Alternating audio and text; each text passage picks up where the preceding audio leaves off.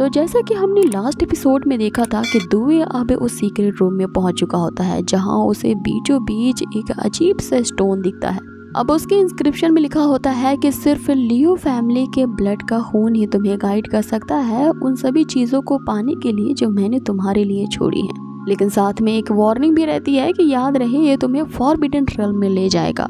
अब यहाँ दुवे को लगता है कि उस रेल्म में जाना मीन्स की ग्रेट पावर को इनहेंस करना, इसीलिए वो अपने ब्लड के ड्रॉप्स को उस इंस्क्रिप्शन में जैसे ही डालता है वो स्टोन क्रैक हो जाता है और उसके अंदर से एक क्रिस्टल बाहर निकलता है। अब वहाँ पे हमें एक स्पिरिट नजर आती है जो कि दुवे से कहती है कि वो उसकी एंसेस्टर है जो कि अपने हस्बैंड की प्रेम की वजह से इस लियो फैमिली में आई थी। यहाँ वो बताती है कि वो लियो फैमिली के जो 7th जनरेशन का ड्यूक होता है वो उसकी वाइफ होती है। उसका नाम शैमिल है और अपने मरने से पहले उसने लास्ट ये मैजिक मैसेज छोड़ा था।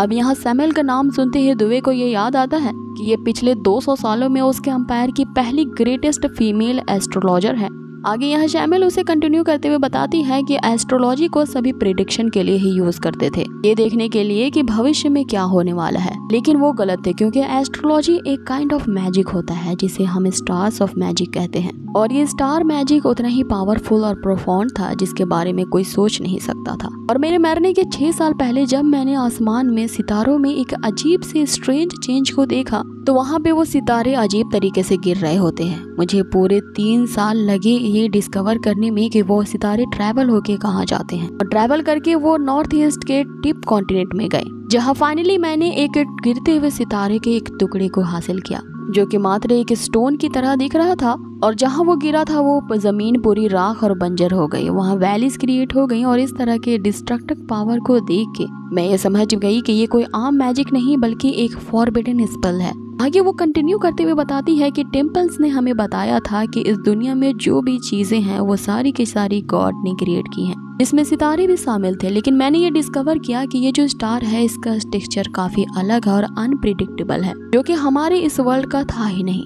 इसी बात ने शामिल को ये सोचने पे मजबूर कर दिया कि वाकई में गॉड्स ने ही सितारों को बनाया था, जिसके कारण गॉड का अस्तित्व है कि नहीं इस पे उसे डाउट होना शुरू हो गया था। ये सुनते ही दुवे यहाँ कहता है कि ये एंसेस्टर तो काफी ज्यादा कूल है क्योंकि एक मीटरॉइड से ही इन्होंने गॉड के एग्जिस्टेंस पे ये सवाल करने की हिम्मत कर ली कि उनका अस्तित्व है कि नहीं। और कहीं ना कहीं ये उसके साइंटिफिक फैक्ट से काफी क्लोज है कि जो साइंस है वो नेचर्स के बहुत सारे फिनोमिना में फिट नहीं बैठता है। और यही शक दुवे को भी हो रहा था क्योंकि वो भी तो मॉडर्न वर्ल्ड से ही आया था टाइम ट्रैवल के थ्रू और वहाँ उसके वर्ल्ड में सारी चीजें सिर्फ साइंटिफिक ही हैं। अब आगे यहाँ शामिल ये खुलासा करती है कि दूसरों को धोखा देने के लिए कि उन्हें मेरी एग्जिस्टेंस का पता ना चले मैंने अपने आप को उस ऑयल पेंटिंग में ट्रांसमिट कर लिया है जो कि उस स्टडी रूम में है। अपनी छवि को छुपाने के लिए मैंने उसके अंदर मैजिकल क्रिएटर्स को बनाया है। इसके अंदर मेरे अब तक की सारी स्टार मैजिक मैंने उसमें रखी हैं। आगे वहाँ पे वो कुछ लिखते हुए कहती है कि इस मंत्र को याद रख लो, ये तुम्हें उस ऑयल पेंटिंग को अनलॉक करने में मदद करेगा और जैसे ही तुम उसे अनलॉक करोगे वो तुम्हारी हर कंडीशन को मानेगा।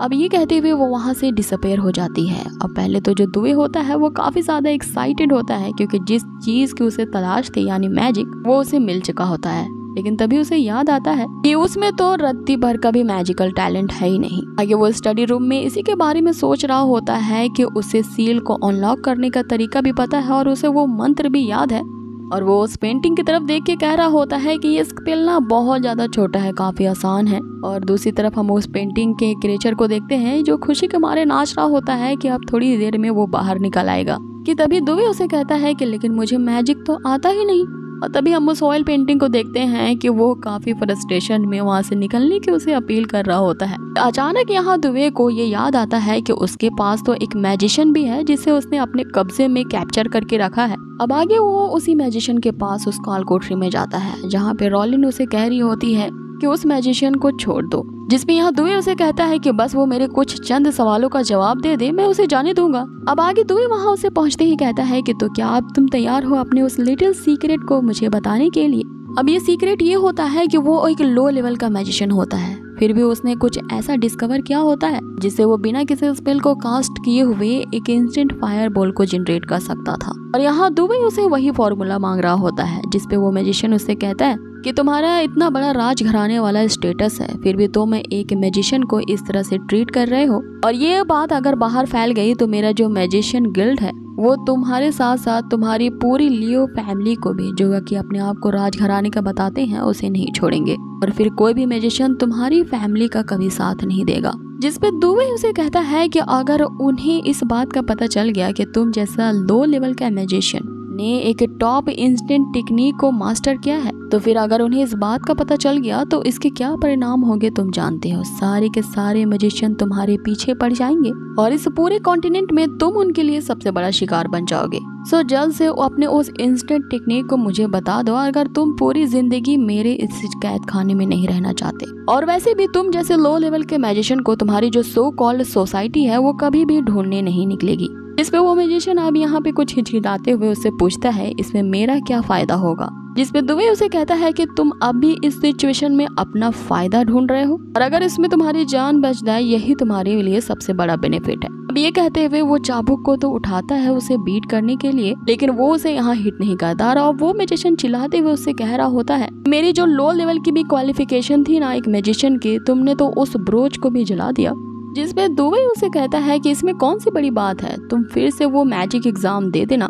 अब यहाँ वो मैजिशियन अपना मुंह खोलता है कि वो एक लो लेवल का मैजिशियन होने के कारण नेचर के सभी मैजिकल एलिमेंट को एक्सट्रैक्ट नहीं कर पाता है, इसलिए उसने एक ऐसा तरीका ढूंढा है जो कि एक फार्मिस्ट मेथड है। मीन्स कि वो किसी तरह के पोशंस का यूज करके मैजिकल एलिमेंट को एक्सट्रैक्ट करता है। क्योंकि यहाँ उसकी परसेप्शन काफी पुअर होती है इसलिए वो इन ट्यूब्स में रखे हुए पाउडर का यूज करता है ताकि वो अपने मैजिक एलिमेंट की पावर को इंक्रीज कर सके। और इस चीज को डिस्कवर करने के लिए उसे पूरे 20 साल लगे, तभी वो फाइनली आज मैजिक को यूज कर पाता है। हालांकि ये अभी एक लोएस्ट लेवल की ही फायर बॉल टेक्निक है, लेकिन अगर वो इसी तरह से अपनी रिसर्च कंटिन्यू रखे तो आगे वो और भी एडवांस लेवल के फायर मैजिक को इंटेंसली रिलीज कर सकता है। अब यहाँ दुबे समझ जाता है कि ये मैजिशियन तो वाकई में एक जीनियस है जिसने साइंस का यूज अपने थोड़े बहुत मैजिक में कर लिया है। अब यहाँ दुबे उससे पूछ रहा होता है कि इस चीज को आखिर यूज कैसे करते हैं, जिस पे वो मैजिशियन उसे कहता है कि बस इसमें अपनी थोड़ी सी मेंटल एनर्जी को डालना है, लेकिन याद रखना बस थोड़ी सी ही डालना। अब हम यहाँ दुबे को देखते हैं जो कि उस ट्यूब में रखे फायर एलिमेंट को गहराई से देख रहा होता है, जो कि एक बीस्ट की तरह क्रेव कर रही होती है कि तभी जो दुबे होता है अपने मेंटल एनर्जी को उसमें डाल लेता है, जो कि एज अ फूड उसके लिए काम करती है। अब यहाँ वो मैजिशियन उसे कह रहा होता है कि तुमने इसमें ज्यादा मेंटल एनर्जी को नहीं पुट करना है, लेकिन यहाँ हम देखते हैं कि दुबे कुछ ज्यादा ही मैजिक से ऑब्सेस्ड होता है। यहाँ वो अपनी ट्विन लैब्स की जितनी भी स्पिरिचुअल पावर होती है वो उस फायर एलिमेंट के साथ फील करने लगता है, जिसके कारण उसमें वो इतनी ज्यादा मेंटल एनर्जी पुट कर देता है कि वहाँ पे एक बहुत बड़ा ब्लास्ट होता है। अब इस ब्लास्ट की आवाज सुनते ही रॉलिंग वहाँ पे पहुँचती है तो वहाँ देखती है दुबे को, जो कि पूरी तरह से राख के निशान उस पे लग चुके थे और वो पागलों की तरह यहाँ पे हंस रहा था। अब वो यहाँ चिल्लाना शुरू कर देता है ये कहते हुए कि उसने सक्सेसफुली एक फायर बॉल को जनरेट किया है। आगे यहाँ दुबे उसे कहता है कि अरे मैं इस एक्साइटमेंट में किसी चीज को तो भूल नहीं रहा हूँ, जिसपे रोलिंग उसे कहती है कि तुम हमारे मैजिशियन सोल्टा को भूल गए। वो मैजिशियन सोल्टा जिसकी बुरी हालत हो चुकी होती है उस फायर बॉल के ब्लास्ट होने से, वो उसे खींचते हुए लाता और उससे कहता है कि तुम इससे मिलो, आज से ये मेरा पर्सनल मैजिक कंसल्टेंट है। और ये सोल्टा तो एक जीनियस मैजिशियन है जिसे यहाँ पे ये लोग समझ नहीं पाते कि आखिर दुबे यहाँ पे क्या कहना चाहता है। जिसपे दुबे यहाँ सोल्टा से कहता है कि मैं जानता हूँ कि तुम एक ऐसी ग्रेट मैजिशियन की लाइफ चाहते हो जहाँ पे तुम्हें एक रिस्पेक्टफुल ट्रीटमेंट दिया जाए, और यही रिस्पेक्ट तुम पा सकते हो अगर तुम मेरे पर्सनल मैजिक कंसल्टेंट बन जाओ तो। जिसपे सोल्टा यहाँ दुबे की इस ऑफर को एक्सेप्ट कर लेता और उससे कहता है कि लेकिन मुझे साउथ की तरफ जाना होगा क्योंकि मेरी लेबोरेटरी वहीं पे है। जिसमें यहाँ दुबे सभी को ऑर्डर देता है कि अब सारे लोग तैयार हो जाए क्योंकि अब हम सभी मिल करके साउथ की तरफ जाएंगे। तो उसके इसी ऑर्डर के साथ गाइस हमारा ये एपिसोड यहीं खत्म होता है। आगे की जो आने वाली इनकी जर्नी है वो काफी ज्यादा इंटरटेनिंग और मजेदार है, जिससे मैंने खुद इनके आने वाली वीडियोस की प्रीव्यू में देखा है। तो गाइस इस सीरीज को जरूर आगे देखना कंटिन्यू रखिएगा। मिलते हैं आप लोगों से बहुत ही जल्द इसके नेक्स्ट अमेजिंग एपिसोड में। Till then take care, stay healthy, bye.